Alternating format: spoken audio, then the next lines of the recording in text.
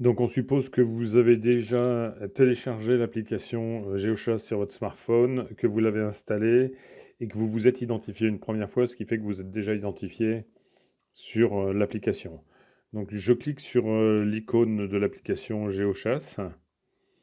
J'arrive sur un menu principal sur lequel je vais avoir différents boutons qui ont tous, quelle que soit la fédération dans laquelle vous chassez, les logos sont les mêmes. Par contre, le libellé peut être différent. Par exemple, chasse collective peut s'appeler battu ou prélèvement peut s'appeler carton de tir, etc. Mais les logos sont toujours les mêmes. Donc pour saisir une battue, dans le cas présent, vous choisissez chasse collective. Alors vous arrivez sur l'historique des battues déjà saisies. Donc vous voyez l'ensemble des battues que vous avez déjà saisies avec les prélèvements éventuels qui ont été faits, symbolisés sur la droite. Et vous avez un petit récap en haut qui vous permet de savoir par espèce le nombre de prélèvements que vous avez effectués dans le cadre de ces battues. Si vous voulez saisir une battue, vous cliquez sur le bouton Créer et à ce moment-là, vous avez un écran de saisie qui apparaît.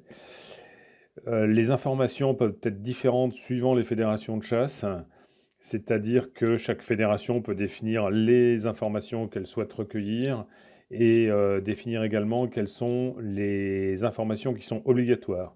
Les informations qui sont obligatoires sont celles qui sont en gras avec une étoile rouge derrière.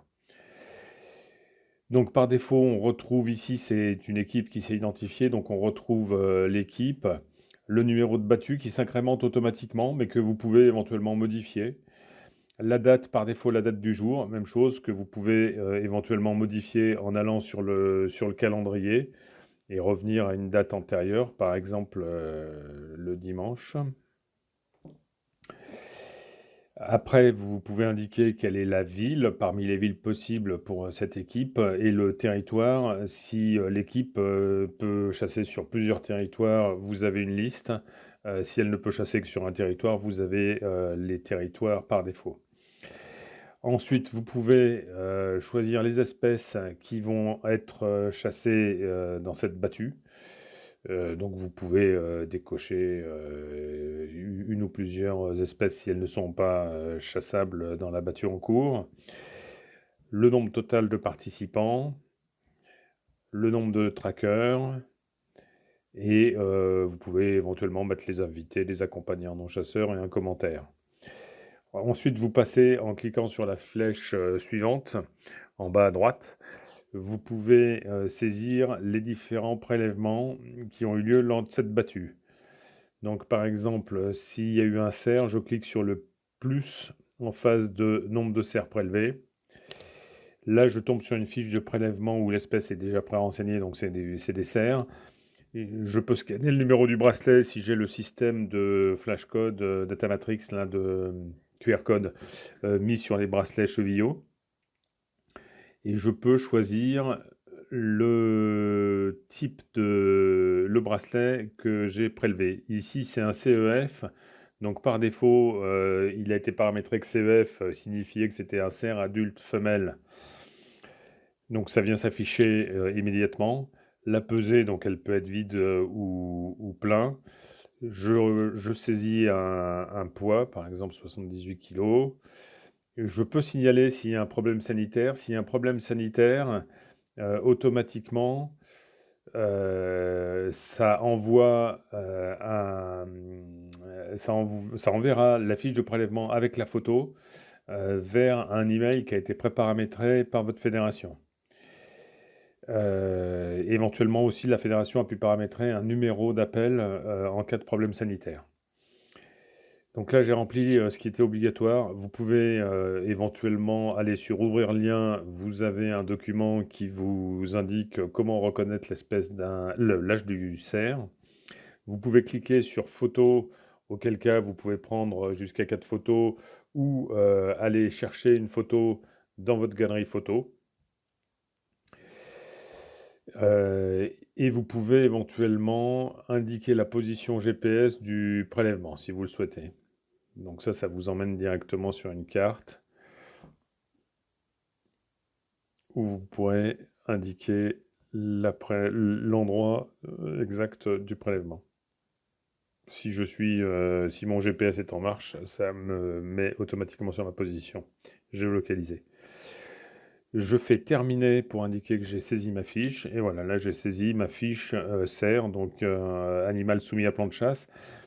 Dans cet exemple, les sangliers ne sont pas soumis à plan de chasse. Donc là j'ai un écran qui est un peu différent, où je vais dire je viens de prélever un sanglier adulte mâle de 95 kg, sans problème sanitaire. Et je veux pas de photo, pas de position. Je fais terminer.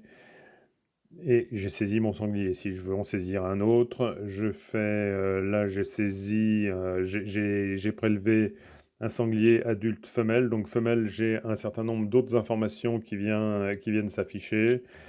85 kg, 8 tétines, 6 embryons. Et je n'ai pas la taille des embryons, on n'a pas de problème sanitaire. Et je termine ma saisie.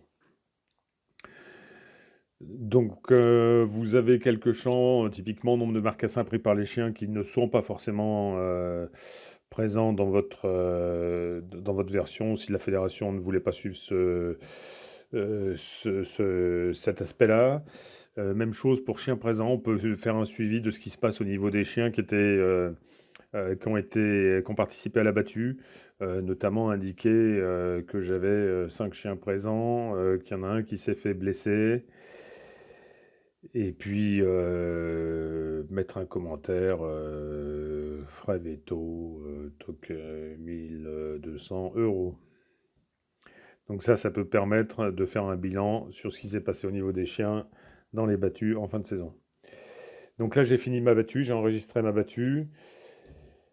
Donc si je retourne ici, je vois ma battue où c'était la battue 32, celle qui apparaît en haut, avec un cerf prélevé et 2 sangliers prélevés. Vous pouvez éventuellement modifier une saisie, c'est-à-dire que vous souhaitez modifier cette battue parce que vous avez une erreur dans la saisie. Vous arrivez, quand vous cliquez sur la ligne, vous arrivez sur la fiche. Et après, vous pouvez aller avec le crayon bleu, éditer la battue et éventuellement en modifier certaines informations. Donc, par exemple, dans les chiens, j'avais oublié de marquer que j'avais 5 chiens présents à la battue. Et donc là, si je reviens sur ma battue, que je retourne sur l'édition, je vois que l'information nombre de chiens présents 5 a été modifiée. Vous pouvez également, si vous allez sur le détail du prélèvement, modifier le prélèvement qui a été fait dans la battue. C'est-à-dire mon chevreuil, il pesait pas 25, mais il pesait 28 kg. Je termine, ça me modifie mon prélèvement dans la battue. Si je reviens sur ma battue et que je vais sur la fiche, je vois que mon chevreuil maintenant pèse bien 28 kg. Voilà.